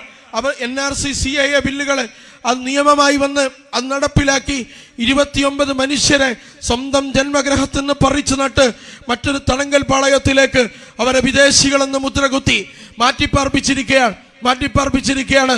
നിങ്ങൾ ആലോചിച്ചു നോക്കേണ്ടത്, കശ്മീരിന്റെ പ്രത്യേക പദവി റദ്ദാക്കിയ മുതൽ, അതുപോലെ NRC നിയമം, അതുപോലെ തന്നെ നമുക്കറിയാം പോലീസ് സംവിധാനത്തിന് യഥാർത്ഥത്തിൽ സംസ്ഥാന സർക്കാരുകളിൽ നിന്നുള്ള സ്വാധീനം പതിയെ എടുത്തു കളയുന്ന നിയമനിർമ്മാണങ്ങൾ, ഇതെല്ലാം എന്താണ് സംഭവിച്ചതെന്ന് ചോദിച്ചാൽ ഇന്നിപ്പോ വിവാദങ്ങളിൽ കത്തി നിൽക്കുന്ന കേരളത്തിന് അത് പറഞ്ഞു പഠിപ്പിക്കേണ്ട അവസ്ഥയില്ല. അതുകൊണ്ട് നമ്മൾ മനസ്സിലാക്കുന്നത് ഇത് യഥാർത്ഥത്തിൽ വളരെ മുമ്പേ SIO പോലെയുള്ള പ്രസ്ഥാനങ്ങൾ, സോളിഡാരിറ്റി പോലെയുള്ള പ്രസ്ഥാനങ്ങൾ, ഇസ്ലാമിക പ്രസ്ഥാനം വളരെ നേരത്തെ പറഞ്ഞതാണ്. കേരളത്തിന്റെ പോലീസ് സംവിധാനങ്ങൾ, കേരളത്തിലെ ഉദ്യോഗ സംവിധാനങ്ങൾ, കേരളത്തിന്റെ നിയമ സംവിധാനങ്ങൾ, ഇതിൽ വലിയൊരു ഭാഗം RSSന് കൊട്ടേഷൻ വർക്ക് ചെയ്യുന്ന ഭാഗമാണ് എന്ന് വളരെ നേരത്തെ പറഞ്ഞതാണ്. പക്ഷെ അതിപ്പോൾ എല്ലാവർക്കും പകൽ പോലെ വ്യക്തമായിരിക്കുകയാണ്. പക്ഷേ ഈ ടോർച്ച് അടി തുടങ്ങിയപ്പോൾ അതിന്റെ എൻഡ് പോയിന്റ് വന്നു നിൽക്കുന്നത് എവിടെയാണ്? കേരളത്തിലെ മുഖ്യമന്ത്രിയുടെ ഓഫീസിലാണ്, കേരളത്തിലെ ഭരിക്കുന്ന സ്ഥിരാകേന്ദ്രങ്ങളിലാണ്. അവർ കമാന്നൊരക്ഷരം പ്രതികരിക്കുന്നില്ല എന്ന് മാത്രമല്ല, ഞാൻ പറഞ്ഞു വരുന്നത് യഥാർത്ഥം നിങ്ങൾ എഴുതി വെച്ചോളൂ, ഒരാഴ്ച ഇല്ലെങ്കിൽ 2 ആഴ്ച കഴിഞ്ഞാൽ പത്രസമ്മേളനം വിളിച്ച് കേരളത്തിന്റെ ഭരണാധിപന്മാർ ഇവിടെ എല്ലാ യഥാർത്ഥത്തിൽ തീവ്രവാദിയും വർഗീയവാദിയുമാക്കി ഈ വിവാദമുയർത്തി MLAയും അതിന് സപ്പോർട്ട് ചെയ്ത MLAയും അതിന്റെ കൂടെ നിന്ന ആളുകളെയും ചിത്രീകരിക്കുമെന്നത് യാതൊരു തർക്കവുമില്ല. അതിവിടെ നടക്കാൻ പോവുകയാണ്. ആ നടക്കാൻ പോകുന്നതിന്റെ തിരക്കഥയുടെ 1-2 ഭാഗങ്ങൾ മാത്രമാണ് ഇപ്പോൾ ഇവിടെ അരങ്ങേറിക്കൊണ്ടിരിക്കുന്നത്. അതുകൊണ്ട് ആ വിവാദത്തെ ഇല്ലായ്മ ചെയ്യുവാൻ വർഗീയവാദി, മതരാഷ്ട്രവാദി, ഭീകരവാദി എന്ന പേരുച്ചരിച്ചുകൊണ്ട് ആ വിവാദത്തെ ഇല്ലായ്മ ചെയ്യാനുള്ള പരിശ്രമങ്ങൾ കേരളത്തിൽ നടക്കാൻ പോവുകയാണ്. അവ യഥാർത്ഥത്തിൽ പോലീസ് സംവിധാനം മാത്രമല്ല ഇവിടുത്തെ മറ്റുമിക്ക സംവിധാനങ്ങളിലും സംഘപരിവാറിന്റെ വിഷലിപ്തമായ രാഷ്ട്രീയ അജണ്ടകളുണ്ട്. അതിന് നമ്മൾ കൊടുത്ത വിലയാണ് തൃശ്ശൂർ എന്ന് പറയുന്നത്. നിങ്ങൾ ആലോചിച്ചു നോക്കേണ്ടതാണ്. തൃശ്ശൂരിൽ സംഘപരിവാറിന് മേൽക്കൈ ഉണ്ടായത്, അവർക്ക് ആധിപത്യം നേടിയത് എന്തൊക്കെ ഘടകങ്ങളാണ് അതിന്റെ പിന്നിൽ പ്രവർത്തിച്ചതെന്ന് സത്യസന്ധമായി അന്വേഷിച്ചാൽ ഇവിടുത്തെ ഭരിക്കുന്നവരുടെ ഓഫീസും ഇവിടുത്തെ പോലീസ് സംവിധാനത്തിന്റെ തലപ്പത്തുള്ളവരും അതിൻ്റെ കൂടെ റാൻമൂളികളായ സംവിധാനങ്ങളും എല്ലാം ഏർപ്പെട്ട് നടത്തിയ ഒരു ഓപ്പറേഷന്റെ ഫലമാണ് തൃശ്ശൂർ എന്ന് പറയുന്നത്. അത് കേരളം ഒട്ടാകെ വ്യാപിപ്പിക്കാൻ പോവുകയാണ്. കേരളത്തിൽ ഈ പദ്ധതി നടപ്പിലാക്കാൻ പോവുകയാണ്. നോർത്ത് ഇന്ത്യയിലെ പ്രത്യേകിച്ച് UP പോലെ ഉള്ള സംസ്ഥാനങ്ങളെല്ലാം സംഘപരിവാറിന്റെ വിഷലിപ്തമായ അജണ്ടകളെ നിവർന്നു നിന്ന് ചോദ്യം ചെയ്യാൻ തയ്യാറായപ്പോൾ കേരളത്തിലെ പ്രബുദ്ധരെന്ന് മേനി നടിക്കുന്ന ആളുകൾ സംഘപരിവാറിന്റെ വിഷലിപ്തമായ അജണ്ടകൾക്ക് കീഴൊതുങ്ങിയ ചരിത്രമാണ് കഴിഞ്ഞ ലോക്സഭാ തെരഞ്ഞെടുപ്പിൽ നമ്മൾ കണ്ടത്. അതിനെ കൂടുതൽ ആ സംഘപരിവാറിന്റെ പാളയത്തിലേക്ക് കേരളത്തിലെ മനുഷ്യ മനസ്സുകളെ അടുപ്പിച്ചു കൊടുക്കുന്ന ഒരു എഗ്രിമെന്റാണ്, ഒരു കോൺട്രാക്ട് വർക്കാണ് ഇവിടുത്തെ പോലീസ് സംവിധാനങ്ങളും. ഏറ്റവും സത്യസന്ധമായി പറഞ്ഞാൽ ഇവിടുത്തെ ഭരിക്കുന്ന സംവിധാനത്തിന്റെ, ഇവിടുത്തെ ഭരിക്കുന്ന പ്രത്യയശാസ്ത്രത്തിന്റെ, ഇവിടുത്തെ ഭരിക്കുന്ന പാർട്ടിയുടെ അതിന്റെ തലപ്പത്ത് നിൽക്കുന്ന ആളുകളും ചെയ്തുകൊണ്ടിരിക്കുന്നത്. അതിനെ തിരുത്തിയിട്ടില്ലെങ്കിൽ നിങ്ങൾ മനസ്സിലാക്കേണ്ടത് യഥാർത്ഥത്തിൽ മുസ്ലിം സമൂഹത്തെ മാത്രമല്ല അത് ബാധിക്കുക, ജമാഅത്തെ ഇസ്ലാമിയെ മാത്രമല്ല അത് ബാധിക്കുക, കേരളത്തിലെ ഏതെങ്കിലും ഒരു വിഭാഗത്തെ മാത്രമല്ല. കേരളം ഇന്നേ വരെ കാത്തു സൂക്ഷിച്ച ഒരു മതിൽക്കെട്ടുണ്ട്. അതിന് ആഴത്തിൽ വിള്ളലേൽപ്പിക്കുന്ന, പരിക്കേൽപ്പിക്കുന്ന, മാരകമായി അതിനെ തകർത്തെറിയുന്ന ഒരു പദ്ധതിയാണ് ഇവിടെ വിജയിക്കാൻ പോകുന്നത്. അതിനെന്ത് വില കൊടുത്തും ചെറുക്കേണ്ട ബാധ്യത നമുക്കുണ്ട്. ഇസ്ലാമിക പ്രസ്ഥാനവും സ്റ്റുഡൻസ് ഇസ്ലാമിക് ഓർഗനൈസേഷനും എന്ത് വില കൊടുത്തും ഈ സംവിധാനത്തെ, ഈ പദ്ധതിയെ, ഇസ്ലാമോഫോബിയുടെ അടിസ്ഥാനത്തിൽ കെട്ടിപ്പടുത്ത ഈ പദ്ധതിയെ, അതിന് കാവൽ നിൽക്കുന്ന എല്ലാ സംവിധാനത്തെയും തുറന്നെറിഞ്ഞിരിക്കാൻ പ്രതിജ്ഞാബദ്ധമാണ്. കാരണം എന്താണെന്ന് ചോദിച്ചാൽ അത് ഏതെങ്കിലും ഒരു മനുഷ്യരുടെ സ്വകാര്യ താല്പര്യങ്ങൾ ഹനിക്കുന്ന മാത്രം പ്രക്രിയ അല്ല. കേരളത്തെ വിഷലിപ്തമായ ഒരു അജണ്ടയിലേക്ക് കൊണ്ടുപോകുന്ന ഏറ്റവും അപകടകരമായ ഒരു പ്രവണതയുടെ ഇനിയും ചുരുളറിയാത്ത കഥകളുടെ ഒരു വാലും തുമ്പും മാത്രമാണ് നമ്മുടെ മുന്നിലെത്തി നിൽക്കുന്നത്. ഇനിയും അതിൻ്റെ അപ്പുറത്ത് നിൽക്കുന്നത് നമ്മളെല്ലാം കണ്ടാൽ അല്ലെങ്കിൽ കേട്ടാൽ ഞെട്ടുന്ന യാഥാർത്ഥ്യങ്ങളാണ്. ഈ യാഥാർത്ഥ്യങ്ങളിലേക്ക് മുമ്പേ ബുദ്ധിയും വിവേകമുള്ളവർ ആളുകൾ പലതവണ ഇത് പറഞ്ഞതാണ്. ഇത് ശരിയല്ല. ഈ പോക്ക് അപകടത്തിലേക്കാണ്. കേരളത്തിന്റെ പോലീസിന്റെ നിയന്ത്രണം RSSനാണെന്ന് പറയുമ്പോൾ അവരെ മതരാഷ്ട്രവാദികളാക്കിയവർ, അവരെ വർഗീയവാദികളാക്കിയവർ, അവരെ ഭീകരവാദികളാക്കിയവർ ഇന്ന് ഭീകരവാദത്തിന്റെയും വർഗീയവാദത്തിന്റെയും മുദ്രാവാക്യങ്ങൾ പരസ്പരം ചാർത്തിക്കൊടുത്ത് മത്സരിക്കാൻ തുനിഞ്ഞിരിക്കുകയാണ്. ഇത് കാലത്തിന്റെ ഒരു കാവ്യനീതിയാണ്, കാലത്തിന്റെ ഒരു കണക്ക് ചോദിക്കലാണ്. കാരണം കാലം അങ്ങനെ കണക്ക് ചോദിക്കാതെ മാഞ്ഞു പോവില്ല എന്ന ചരിത്രം, കാലത്തിന്റെ ചരിത്രം പരിശോധിച്ചാൽ നമുക്കത് മനസ്സിലാവുന്നതാണ്. അതുകൊണ്ട് വിഷലിപ്തമായ അജണ്ടയെ കേരളത്തിലും ഇന്ത്യയിലും നടപ്പിലാക്കാൻ ശ്രമിക്കുന്ന വംശീയ പദ്ധതികളോട് ഹംദലയുടെ പൊസിഷൻ സ്വീകരിക്കാൻ കേരളത്തിലെ ക്യാമ്പസിലെ വിദ്യാർത്ഥികളോട് സ്റ്റുഡൻസ് ഇസ്ലാമിക് ഓർഗനൈസേഷൻ മാസങ്ങളായി പറഞ്ഞുകൊണ്ടിരിക്കുകയാണ്, ദിവസങ്ങളായി ക്യാമ്പയിൻ ചെയ്തുകൊണ്ടിരിക്കുകയാണ്. നിങ്ങൾ അനീതിയോട് സന്ധിയില്ലാതെ സമരം ചെയ്യണം, വിട്ടുവീഴ്ചയില്ലാതെ സമരം ചെയ്യണം. അത് പ്രവാചകന്റെ വഴിയാണ്. പ്രവാചകനെ കുറിച്ച് നമ്മൾ കൂടുതൽ പഠിക്കുകയും വായിക്കുകയും മനസ്സിലാക്കുകയും ചെയ്യുന്ന ഒരു സമയമാണല്ലോ പ്രിയപ്പെട്ടവരെ. നിങ്ങൾ പരിശോധിച്ചു നോക്കേണ്ടത് പ്രവാചകന്റെ അധ്യാപനങ്ങൾ എന്ന് പറയുന്നത് യഥാർത്ഥത്തിൽ നമുക്ക് വലിയ വെളിച്ചം നൽകുന്ന, വലിയ വെളിച്ചവും തെളിച്ചവും നൽകുന്ന, ഉൾക്കാഴ്ച നൽകുന്ന അധ്യാപനങ്ങളാണ്. ഈ അധ്യാപനങ്ങളിൽ ഏറ്റവും പ്രധാനപ്പെട്ടത് കലിമത്തു ഹഖിൻ ഇൻദ സുൽത്താനിൻ ജാഇർ, അനീതി ചെയ്യുന്ന ഭരണാധികാരിയുടെ മുന്നിൽ നീതി വിളിച്ചു പറയൽ ഏറ്റവും വലിയ ധർമ്മസമരമാണെന്ന് പ്രവാചക തിരുമേനി പറയുകയാണ്. മഹാനായ നബി ഇബ്നു ആമിർ റളിയല്ലാഹു അൻഹു പേർഷ്യ ചക്രവർത്തിയുടെ കൊട്ടാരത്തിലേക്ക് കയറി ചെല്ലുന്ന ചരിത്ര സന്ദർഭം നമ്മൾ വായിച്ചതാണ്. അദ്ദേഹത്തെ റുസ്തം തടഞ്ഞു നിർത്തുന്നുണ്ട്. സേനാനായകൻ ഈ കാട്ടറബിയെ ആരാണ് ഇങ്ങോട്ട് കയറ്റിവിട്ടതെന്ന് ചോദിക്കുന്നുണ്ട്. അപ്പൊ അദ്ദേഹം പറയുന്നത് ഞാൻ കാട്ടറബിയാണ്, ഞങ്ങളും കാട്ടറബികളാണ്. വിശന്നു വലഞ്ഞാൽ പ്രാണികളെ ഭക്ഷിച്ചിരുന്ന ഒരു കാലം ഞങ്ങൾക്കുണ്ടായിരുന്നു. ഞങ്ങൾക്കതുപോലെ തന്നെ ഞങ്ങൾക്ക് മദ്യത്തിന് ആവശ്യം വന്നാൽ മുന്നിലൂടെ പോകുന്ന ആളുകളെ കൊള്ളയടിച്ച് അവരുടെ പണം സ്വരൂപിക്കുന്ന ഒരു കാലം ഞങ്ങൾക്കുണ്ടായിരുന്നു. പക്ഷേ ഞങ്ങൾക്കിടയിൽ ഒരു നബി വന്നു. നിരാശ ബാധിച്ച് ജീവിതം അവസാനിപ്പിച്ചാലോ എന്ന് കരുതി നിൽക്കുന്ന സന്ദർഭത്തിൽ ജീവിതത്തിന്റെ പ്രതീക്ഷയുടെ പുതുനാമ്പുകളുമായി ഞങ്ങളടുത്തേക്ക് പ്രവാചകൻ വന്നു. ആ പ്രവാചകനാണ് സർവായുധ സജ്ജനായ വേഷഭൂഷാദികളോടെ നിലകൊള്ളുന്ന സർവസന്നാഹങ്ങളുടെ നടുത്തളത്തിൽ ഇറങ്ങി നിൽക്കുന്ന നിന്റെ മുന്നിൽ ചെരുപ്പിടാതെ പിന്നിക്കീറിയ വസ്ത്രവുമായി പൊട്ടിയ വാളുമായി കാട്ടറബിയായ ഡിബിയുബിനാമിറിന് വന്നു നിൽക്കാൻ പ്രേരിപ്പിച്ചത് ആ പ്രവാചകനാണ്. അതുകൊണ്ട് അനീതിയുടെ കോട്ടകൊത്തളങ്ങളെ അതിനോട് അഭിമുഖീകരിക്കാനുള്ള ധൈര്യവും തൻ്റെ ഇടവും ഞങ്ങൾക്ക് നൽകിയത് പ്രവാചക തിരുമേനിയാണ്.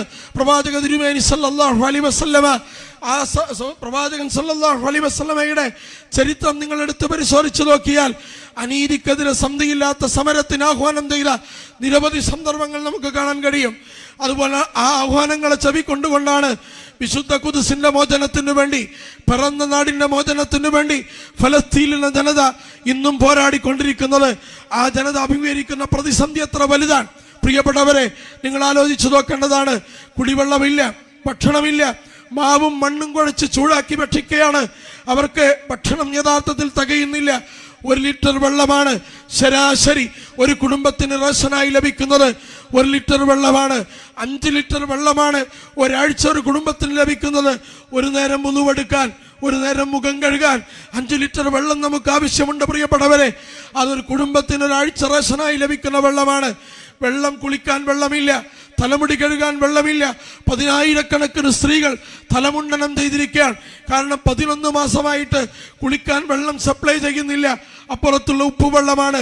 അതുകൊണ്ട് തലമുടി പരിപാലിക്കാൻ കഴിയാത്ത 10,000-കണക്കിന് സ്ത്രീകൾ തലമുണ്ടനം ചെയ്തിരിക്കുകയാണ്. നിവർന്നു നിൽക്കാൻ ശേഷിയില്ലാതെ, നെട്ടലിൽ നിവർന്നു നിൽക്കാൻ ശേഷിയില്ലാതെ വിശപ്പിന്റെ വിളിയാളത്തിന് ഉത്തരം നൽകിക്കൊണ്ടിരിക്കുന്ന, പട്ടിണി കാരണം മരിച്ചു കൊണ്ടിരിക്കുന്ന ആളുകളുടെ എണ്ണം വർദ്ധിച്ചു കൊണ്ടിരിക്കുകയാണ്. അതുപോലെ തന്നെ നമുക്കറിയാം വിശുദ്ധ റമദാനിന് ശേഷം റമദാൻ തന്നെ തുടർത്തിക്കൊണ്ടുപോകുന്ന 6-7 മാസമായി റമദാനിന് നോമ്പ് പോലെ നോമ്പനുഷ്ഠിച്ചു കൊണ്ടിരിക്കുന്ന 10,000-കണക്കിന് ചെറുപ്പക്കാർ ഗസയിലുണ്ട്. പക്ഷേ അവരുടെ ആത്മാഭിമാനത്തിനെ പണയപ്പെടുത്താൻ, അവരുടെ നിശ്ചയദാർഢ്യത്തെ ചോദ്യം ചെയ്യാൻ, അവരുടെ ഇച്ഛാശക്തിയെ തകർക്കാൻ അയൺ ഡോമിന് സാധിച്ചിട്ടില്ല.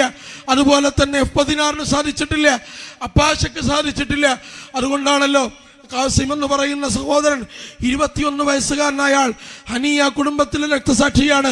ഹനിയ കുടുംബത്തിന് 65 പേർ രക്തസാക്ഷികളായിട്ടുണ്ട് ഈ പോരാട്ടത്തിൽ.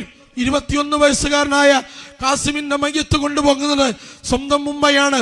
അങ്ങനെ ഉമ്മ കബറിൽ കൊണ്ടുപോയി ആ മകന്റെ മയ്യത്ത് മറമാടി അവരുടെ സഹായികളും അവരും മിന്നാ ഖലഖ്നാകും വഫീഹാ നുഈദുകും വമിൻഹാ നുഖ്രിജുകും താറത്തൻ നുഖ്റ എന്ന് പറഞ്ഞ് മണ്ണ് വാരിയിട്ടിട്ട് ആകാശത്തെ കയ്യുർത്തിയ ഉമ്മ പറയുന്ന ഒരു വാചകമുണ്ട്, അന ഉമ്മു ഷഹീദ് വഅന സൗജത്തു ഷഹീദ്. ഞാനൊരു രക്തസാക്ഷിയുടെ ഉമ്മയാണ്, ഞാനൊരു രക്തസാക്ഷിയുടെ ഭാര്യയാണ്. അതുകൊണ്ട് അല്ലാഹുമ്മ ലക്കൽ ഹംദു വലക ശുക്ർ, അല്ലാഹുവേ നിനക്ക് നന്ദി, നിനക്ക് നന്ദി, നിനക്ക് സർവസ്തുതിയും എന്ന് പറയുകയാണ് ആ ഉമ്മ ചെയ്യുന്നത്. അങ്ങനെ എത്ര മനുഷ്യർ പ്രിയപ്പെട്ടവരെ, സ്വന്തം പ്രിയപ്പെട്ടവരെ നിങ്ങൾ ആലോചിച്ചു നോക്കേണ്ടതാണ്.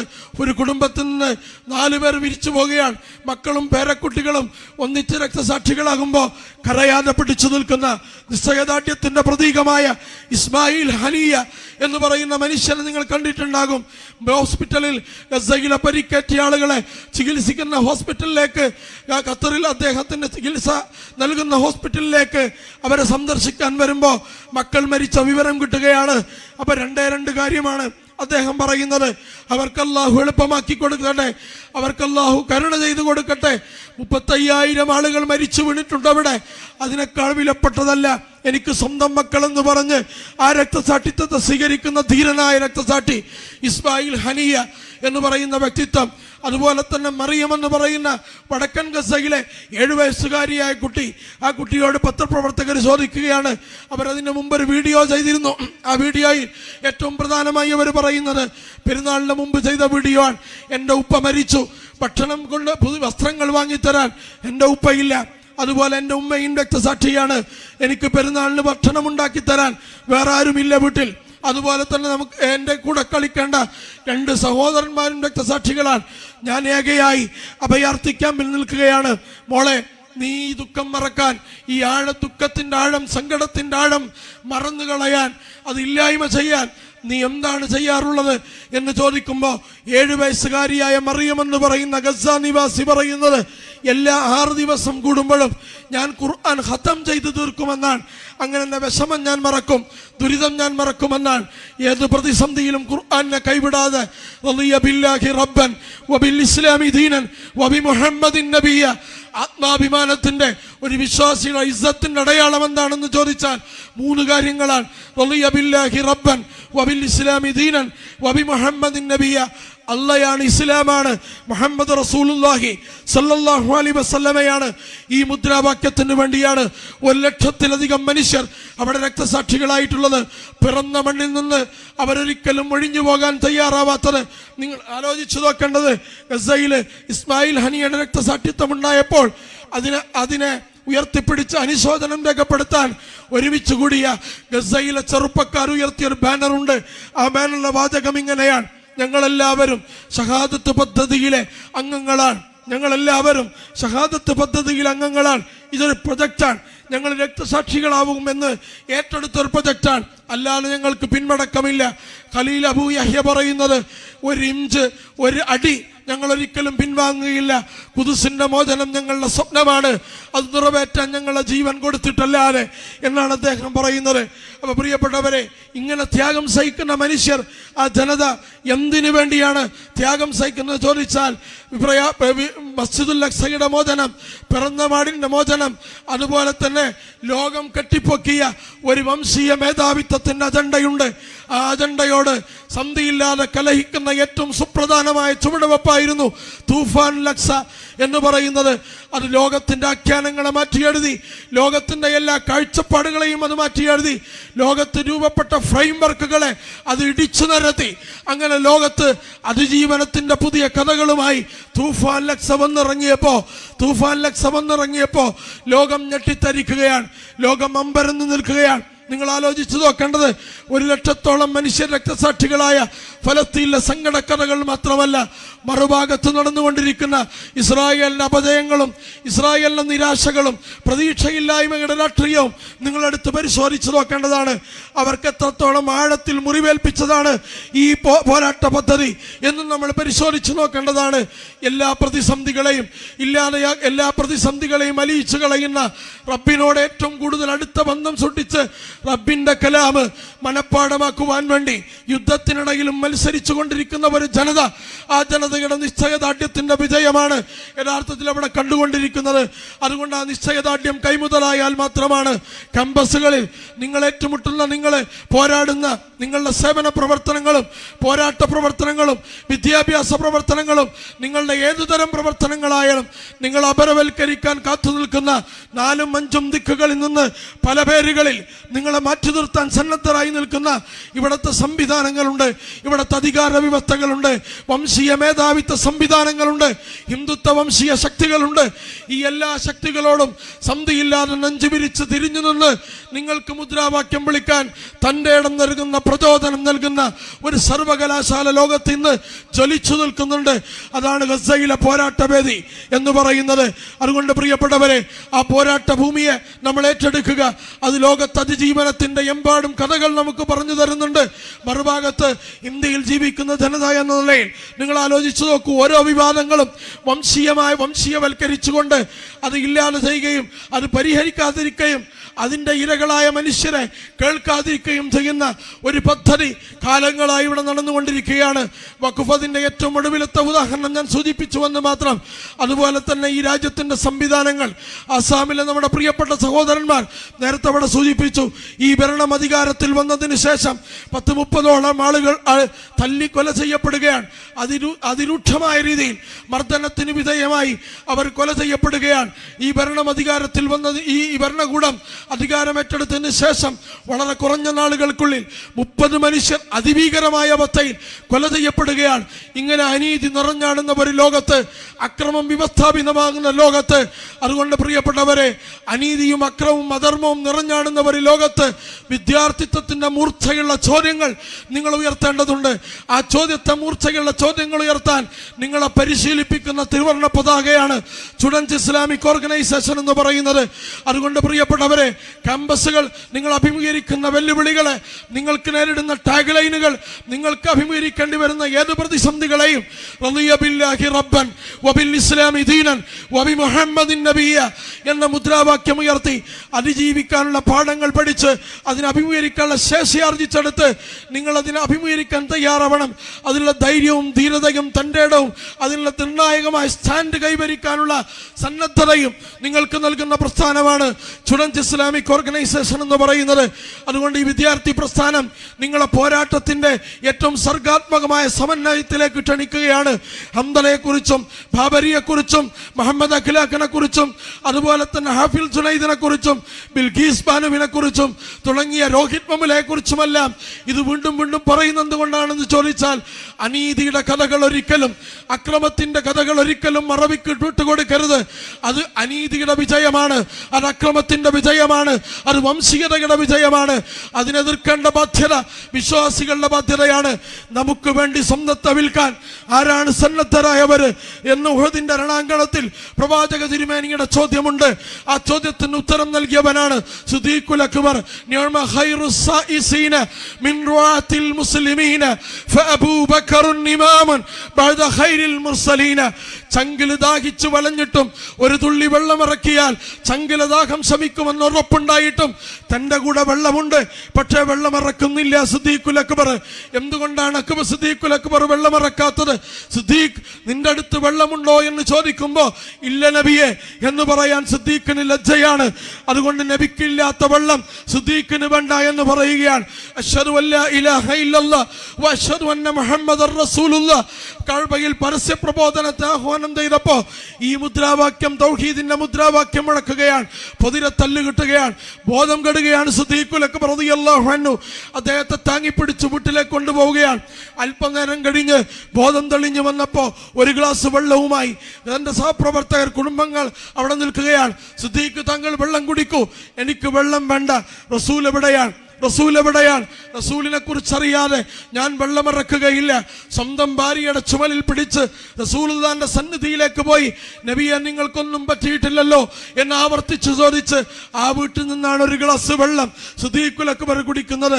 പ്രിയപ്പെട്ടവരെ, നിങ്ങൾ ആലോചിച്ച് നോക്കേണ്ടത്, സിദ്ദീഖുൽ അക്ബറിന്റെ വീട്ടിലേക്ക് ശത്രുക്കളുടെ കണ്ണു വെട്ടിച്ച് റസൂലുള്ളാഹി ഓടി വരികയാണ്. റസൂൽ സല്ലല്ലാഹു അലൈഹി വസല്ലം പറയാൻ, സിദ്ദീഖ് പോകാൻ സമയമായി, വാഹനമെടുക്കൂ, ശത്രുക്കൾ നമ്മുടെ പിന്നാലെ വരും, അതിന്റെ മുമ്പ് ഇവിടെ നിന്ന് രക്ഷപ്പെടണം എന്ന് പറയുമ്പോൾ സിദ്ദീഖുൽ അക്ബർ ഏങ്ങി കരയുകയാണ്. മകളായ ആയിഷ റളിയല്ലാഹു അൻഹ പറയുന്നത്, ഒരു മനുഷ്യൻ സന്തോഷം കൊണ്ട് ഇങ്ങനെ കരയുമെന്ന് എനിക്ക് ജീവിതത്തിൽ ആദ്യമായി മനസ്സിലായത് അന്ന് സിദ്ദീഖുൽ അക്ബർ റളിയല്ലാഹു അൻഹു നബിയുടെ സഹവാസം കിട്ടിയപ്പോൾ ഏങ്ങി കരഞ്ഞത് കണ്ടിട്ടാണെന്ന് മകൾ രേഖപ്പെടുത്തുകയാണ്. ഇങ്ങനെ ഒരുപാട് കഥകൾ. പ്രിയപ്പെട്ടവരെ, നിങ്ങൾ ആലോചിച്ചു നോക്കാം. രോഗം മൂർച്ഛിച്ച് കിടക്കുന്ന സമയത്ത് മകളോട് ചോദിക്കുകയാണ്, മോളെ ഇന്ന് എന്ത് ദിവസമാണ്? ഇന്ന് തിങ്കളാഴ്ചയാണല്ലോ ഹബീബ് അള്ളാഹുവിൻ്റെ അടുക്കലേക്ക് യാത്ര പോയത്. അതുകൊണ്ട് അള്ളാഹുവേ, ഈ ദിവസം എന്നെയും നീ തിരിച്ചു വിളിക്കണം എന്ന് സിദ്ദീഖുൽ അക്ബർ റളിയല്ലാഹു അൻഹു പ്രാർത്ഥിക്കുകയാണ്. അതേ തിങ്കളാഴ്ചയാണ് സിദ്ദീഖുൽ അക്ബർ റളിയല്ലാഹു അൻഹു അള്ളാഹുവിലേക്ക് യാത്ര പോയത്. സ്വന്തം പിതാവ് ഇസ്ലാം സ്വീകരിക്കാൻ വേണ്ടി വന്ന സമയത്ത് പിതാവിന് അന്ധത ബാധിച്ചിട്ടുണ്ട്, വയസ്സായിട്ടുണ്ട്. ലമ്മാ വളഅ യദഹു അലാ യദിൻ നബി സല്ലല്ലാഹു അലൈഹി വസല്ലം ഫബക അബൂബക്കർ. സിദ്ദീഖുൽ അക്ബർ കരയാണ്. എന്തിനാണ് കരഞ്ഞത്? പിതാവ് ഇസ്ലാം സ്വീകരിക്കുക എന്നത് സിദ്ദീഖുൽ അക്ബർ റളിയല്ലാഹു അൻഹുവിന്റെ ജന്മാഭിലാഷമാണ്. അത് സാധിച്ച സന്തോഷം കൊണ്ടാണ് സിദ്ദീഖുൽ അക്ബർ റളിയല്ലാഹു അൻഹു കരയുന്നത് എന്നാണ് നബി തിരുമേനി വിചാരിച്ചത്. എന്തിനാണ് സിദ്ദീഖ് ഇങ്ങനെ കരയുന്നത് എന്ന് ചോദിക്കുമ്പോൾ സിദ്ദീഖുൽ അക്ബർ റളിയല്ലാഹു അൻഹു പറയാണ്, പ്രവാചകരെ, അങ്ങയുടെ ഏറ്റവും വലിയ ആഗ്രഹമായിരുന്നല്ലോ അബൂ താലിബ് ഇസ്ലാമിലേക്ക് വരണമെന്നത്. അബൂ താലിബ് മരണാസന്നായി കിടക്കുമ്പോൾ യാ അമ്മി യാ അമ്മി എന്ന് വിളിച്ച് താങ്കൾ കരഞ്ഞിട്ടുണ്ട്. അള്ളാഹുവിന്റെ റസൂൽ അബൂ താലിബിന് വേണ്ടി ഷഹാദത്ത് ചൊല്ലിക്കൊടുത്തിട്ടുണ്ട്. പക്ഷേ അള്ളാഹു സുബ്ഹാനഹു വ തആല ആ ഷഹാദത്ത് സ്വീകരിച്ചില്ല. അദ്ദേഹത്തിന് ഹിദായത്തിലാവാൻ കഴിഞ്ഞില്ല. അങ്ങയുടെ ഒരു ആഗ്രഹം സാധിക്കാതെ സാധുവായ അബൂബക്കറിന്റെ ആഗ്രഹം സാധിച്ചല്ലോ എന്ന ദുഃഖമാണ് അബൂബക്കർ റളിയല്ലാഹു അൻഹുവിനെ കരയാൻ പ്രേരിപ്പിച്ചത്. ഇതാണ് സിദ്ദീഖുൽ അക്ബർ.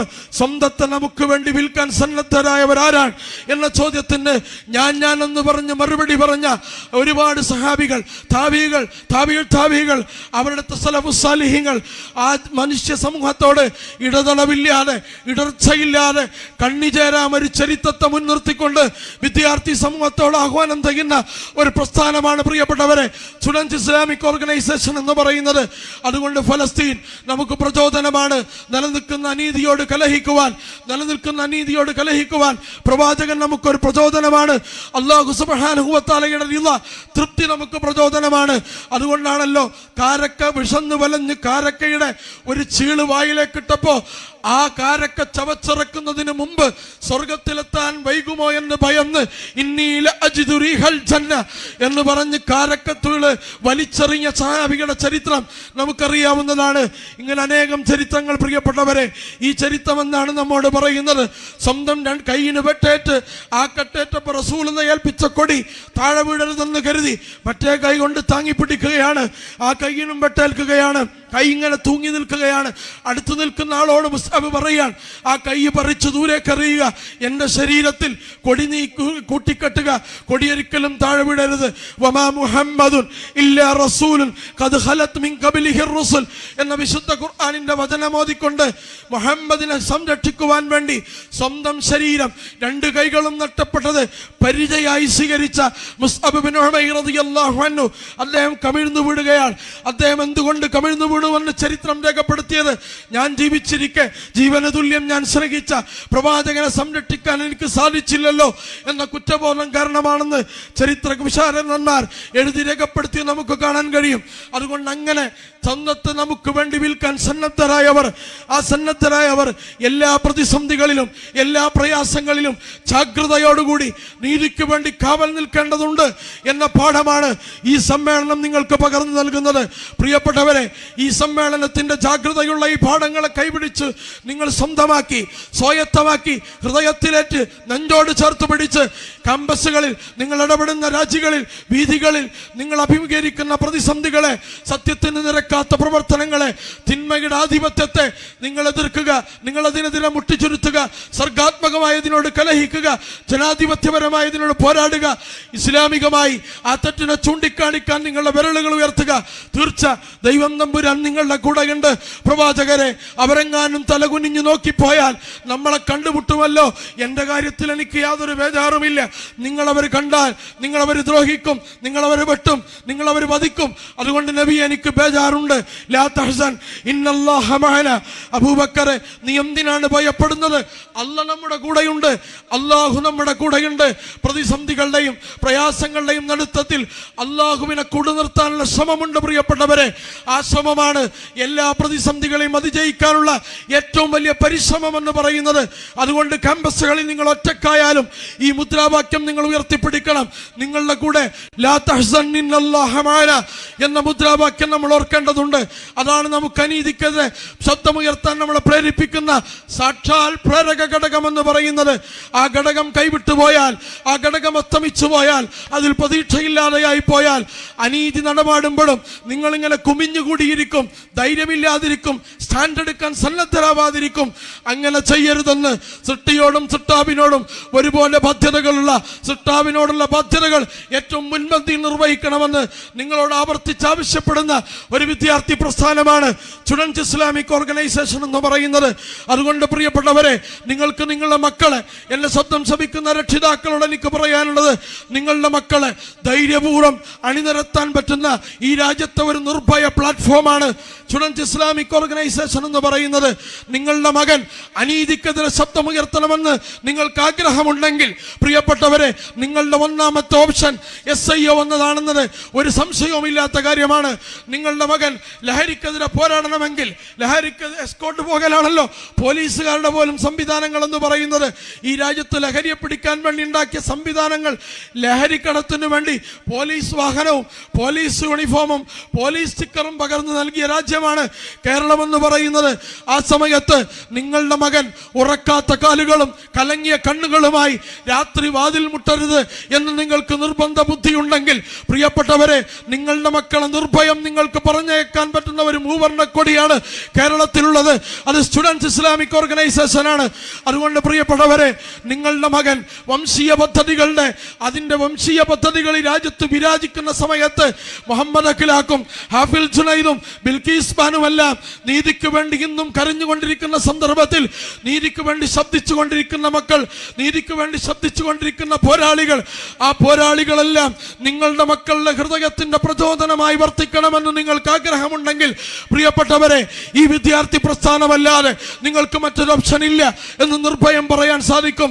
അതുകൊണ്ട് നിങ്ങളുടെ മക്കൾ ദൈവത്തോടെ ഏറ്റവും പ്രതിബദ്ധതയുള്ള, സൃഷ്ടികളോട് ഏറ്റവും കടപ്പാടുകളുള്ള, ബാധ്യതകൾ നിർവഹിക്കുന്ന മാതാപിതാക്കൾ മുതൽ സഹപ്രവർത്തകർ മുതൽ സമൂഹത്തോടുള്ള ബാധ്യതകളെല്ലാം എണ്ണം പറഞ്ഞ മുൻഗണനാക്രമത്തിൽ നിർവഹിക്കാൻ പഠിപ്പിക്കുന്ന ഒരു വിവസ്ഥയെ സ്വീകരിക്കുന്ന, ഒരു ആദർശത്തെ സ്വീകരിക്കുന്ന വിദ്യാർത്ഥി സംഘമാണ് SIO എന്ന് പറയുന്നത്. അതുകൊണ്ട് SIO എന്ന് പറയുന്ന വിദ്യാർത്ഥി പ്രസ്ഥാനത്തെ നിങ്ങളൊരു ഓപ്ഷനായി തിരഞ്ഞെടുക്കുക. അല്ല, നിങ്ങൾ ഏറ്റവും നിർബന്ധ ബുദ്ധിയോടുകൂടി ഈ പ്രസ്ഥാനത്തെ സ്വീകരിക്കുക. കാരണം ഈ കാലത്തിന്റെ ആവശ്യം ഈ മൂവർണ്ണക്കൊടിയാണ്, ഈ മുദ്രാവാക്യമാണ്. രാത്രിയും നിങ്ങൾ ആലോചിച്ചു നോക്കുക, കേരളത്തിന്റെ തെരുവുകളിലെല്ലാം ഈ മൂവർണ്ണക്കൊടിയുടെ കൂടെ മറ്റൊരു ചിഹ്നം നിങ്ങൾ കാണുന്നുണ്ട്. ഫലസ്തീന്റെ ചിഹ്നമാണ്. ക്യാമ്പസുകൾക്ക് മാത്രമല്ല, കേരളത്തിലെ വിദ്യാർത്ഥികൾക്കും ചെറുപ്പത്തിനും ഫലസ്തീൻ എന്ന ഗ്രഹപാഠം പഠിപ്പിച്ചത്, അതൊരു എഞ്ചുപടിയായി എഴുതി പഠിപ്പിച്ചത്, ഒരു പ്രാഥമിക പാഠമായി എഴുതി പഠിപ്പിച്ചത് നിസ്സംശയം സ്റ്റുഡൻസ് ഇസ്ലാമിക് ഓർഗനൈസേഷൻ ആണ്. അതുകൊണ്ട് ഈ പാഠത്തെ നിങ്ങൾ നെഞ്ചേറ്റുക. നിങ്ങളുടെ കുട്ടികളുടെ അനീതിക്കെതിരെ കലഹിക്കാൻ നിങ്ങളുടെ കുട്ടി സന്നദ്ധനാണോ എങ്കിൽ ഈ മൂവർണ്ണക്കൊടി പിടിക്കാൻ, ഈ ത്രിവർണ്ണ പതാക പിടിക്കാൻ നിങ്ങൾ അവനെ പരിശീലിപ്പിക്കുക. നിങ്ങളെ ഒരിക്കലും അവൻ വൃദ്ധസദനത്തിലെത്തിക്കില്ല. നിങ്ങളോടുള്ള ബാധ്യത നിർവഹിക്കാതെ അവനൊരിക്കലും ഒളിച്ചോടുകയില്ല. ദൈവത്തിന്റെ കൽപ്പനയെ ലംഘിക്കുന്ന ഒരു പ്രകൃതം അവനിൽ ഉണ്ടാവുകയില്ല. ആരുടെ മുന്നിലും തലകുനിച്ചു നിൽക്കേണ്ട ഒരു മകൻ നിങ്ങളുടെ മകനാവുകയില്ല. ഇതൊക്കെ നിങ്ങളുടെ ആഗ്രഹവും സ്വപ്നവുമാണെങ്കിൽ ഈ മൂവർണ്ണക്കൊടി നിങ്ങളുടെ ഏറ്റവും നിർബന്ധ ബുദ്ധിയോടുകൂടി ഏറ്റെടുക്കേണ്ട പതാകയാണ് സ്റ്റുഡൻസ് ഇസ്ലാമിക് ഓർഗനൈസേഷൻ എന്ന് പറയുന്നത്. ഈ ആഹ്വാനത്തെ നിങ്ങൾ ഏറ്റെടുത്തുകൊണ്ട് ക്യാമ്പസുകളിൽ നിങ്ങൾക്ക് ഏറ്റവും പ്രചോദനമായ ഘടകങ്ങൾ, നേരത്തെ ഞാൻ സൂചിപ്പിച്ച ആ ഘടകങ്ങളെ മുൻനിർത്തിക്കൊണ്ട് ക്യാമ്പസുകളിലും അതിന് പുറത്തും നിങ്ങളുടെ തെരുവുകളിലും നിങ്ങളുടെ സുഹൃത്തുക്കളിലും ഈ സന്ദേശത്തെ ഏറ്റുപിടിച്ചുകൊണ്ട് നിങ്ങളുടെ വിദ്യാർത്ഥിത്വ പ്രകാശ സമാനമായി പ്രോജ്വലിപ്പിച്ചു നിർത്തേണ്ട ബാധ്യത നിങ്ങൾക്കുണ്ട് എന്ന് ആവർത്തിച്ച് സ്റ്റുഡൻസ് ഇസ്ലാമിക് ഓർഗനൈസേഷൻ നിങ്ങൾ പറഞ്ഞുകൊണ്ടിരിക്കുകയാണ്. അതുകൊണ്ട് പ്രിയപ്പെട്ടവരെ, നിങ്ങളുടെ വിദ്യാർത്ഥിത്വം നഷ്ടപ്പെടുന്ന സമയത്ത് ഇന്നെല്ലാം നമുക്കറിയാം, തുള്ളിക്കളിച്ചുകൊണ്ടിരിക്കുക ആളുകൾ, ചാടിക്കൊണ്ടിരിക്കുകയാണ്, ആഘോഷങ്ങളാണ്, സെലിബ്രേഷനുകളാണ് നടന്നുകൊണ്ടിരിക്കുന്നത്. കാര്യഗൗരവമായ പ്രസക്തമായ ഹംദൽ അവരുടെ വിഷയമല്ല, നാജി അലിയുടെ വിഷയമല്ല, ജമീല അച്ഛന്തി അവരുടെ വിഷയമല്ല, ഉമ്മുനിദാൽ അവരുടെ വിഷയമല്ല, ഷഹീർ ഇസ്മായിൽ ഹനിയെ അവർ കേട്ടിട്ട് പോലുമില്ല, ഖാലിദ് മിഷാവിലാർക്ക് അറിയുക പോലുമില്ല. അങ്ങനെ ലോകത്ത് സ്വന്തം ജീവിതം കൊണ്ട് ചിറകിട്ടി ലോകത്തെ വൻശക്തിയെ ചെറുത്തു നിൽക്കുന്ന അധിനിവേശ വിരുദ്ധതയുടെ ഗ്രഹപാഠം പോലും പഠിക്കാത്ത ആ ജനതയുടെ മുന്നിലേക്കാണ് വലിയ വലിയ പാഠങ്ങളുമായി പ്രിയപ്പെട്ട വിദ്യാർത്ഥികളെ നിങ്ങൾ എത്തി നിൽക്കുന്നത്. അതിന് നിങ്ങളെ സന്നദ്ധമാക്കിയത്, നിങ്ങളുടെ കാലിനും തലച്ചോറിനും നിങ്ങളുടെ മനസ്സിനും കയ്യിനും ഫലനമേകിയത് ഈ വിദ്യാർത്ഥി പ്രസ്ഥാനമാണ്. അതുകൊണ്ട് ഈ വിദ്യാർത്ഥി പ്രസ്ഥാനത്തിന്റെ പ്രതിനിധികളായി നിർഭയരായി ക്യാമ്പസുകൾ എഴുന്നേറ്റ് നിൽക്കുക. അത് ഈ കാലത്തെ വിദ്യാർത്ഥിത്വത്തെ ഇല്ലാതെയാക്കിയിട്ടില്ല എന്നും വിദ്യാർത്ഥിത്വം അസ്തമിച്ചിട്ടില്ല എന്നതിന്റെ പ്രഖ്യാപനമാണ് സ്റ്റുഡൻസ് ഇസ്ലാമിക് ഓർഗനൈസേഷൻ ഇവിടെ മുഴക്കിക്കൊണ്ടിരിക്കുന്നത്. അതിനെ നെഞ്ചോട് ചേർത്ത് പിടിക്കാൻ നിങ്ങൾ സന്നദ്ധരാവണമെന്ന് ആവർത്തിച്ച് ആവശ്യപ്പെട്ടുകൊണ്ട് ഞാൻ എൻ്റെ വാക്കുകൾ അവസാനിപ്പിക്കുകയാണ്. വാഖിറു ദഅ്വാനാ അനിൽ ഹംദുലില്ലാഹി റബ്ബിൽ ആലമീൻ.